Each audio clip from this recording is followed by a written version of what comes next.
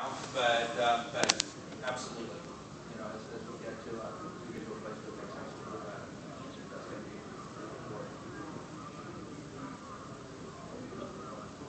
How about you? You went first. Can you say how long of death cycle you have and where are you at in the death cycle currently? We're not going to talk about release yet because there are a lot of variables that you say how long total time you have to work on? Pre-alpha. Is that the same question? Next question.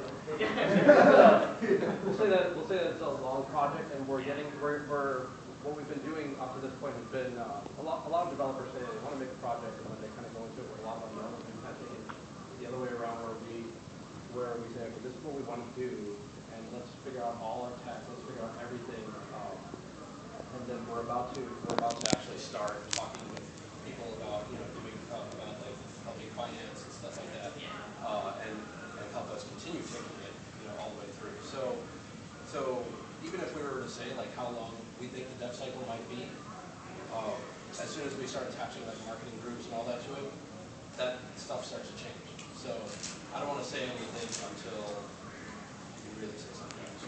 But the one thing I will say actually is all the development we've had so far, we believed in this IP and this project and everything so much. We've, as a studio, been funding this on our own dime.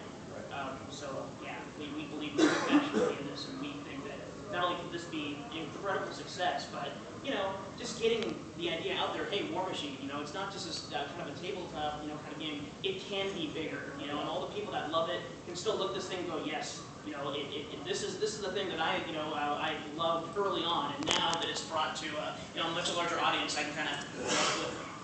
Suppose. I noticed you had multiple platforms on your Yes. Yep. So I was curious, when your control system, what control is it aimed at PC or console, and then port it over, or are you trying to design two systems? You really need to design your control systems, in parallel. I mean, and so what we do internally is, as we map our controls, we're mapping both the keyboard and the controller, and making sure that they make sense in each context. Things available to one together, or are you trying to encompass all your controls into both, or so one going to have more unique options than the other? No, it would be the same game between PC and console. So yeah.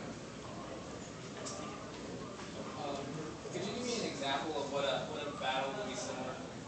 What a battle would be like? For example, like let's say trenchers are falling on your left flank here, and Butcher just came on your right flank. What do you do? Is it going to be more of a large battlefield, or is it going to be more intense battle group fights? More intense battle group fights.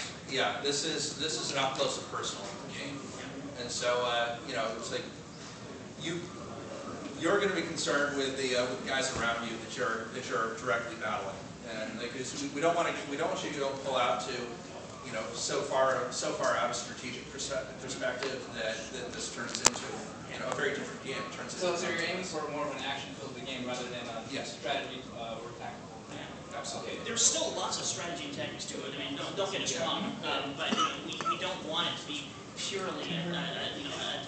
Tactical action is the way to think about it, as opposed to it's not an RTS. Yeah. So basically right now it's more, the design is more set up for like a 15-point game where you have like 1 or 2 jacks and a unit or something like that, rather than a 50-point game where you have a massive army running around this city. 3 units banned. We're definitely hoping it to be a little bigger than say 50 points, but right now that's really the best we can say, because we are really still in kind of like our prototyping phase where we're figuring out bandwidth issues for multiplayer and stuff like that. How much memory the consoles actually have that we can play with. Just making sure everything fits. So we're juggling. Well, as far as multiplayer goes, will you be able to paint your battle groups? I love that idea. How about an emphatic hell yes? Yeah. There are practical reasons why it's necessary, and then it's so much a part of the culture.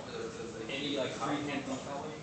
As far as how exactly that gets pulled off, we'll see. But I think it's too cool an idea not to do, and I think it's necessary as well.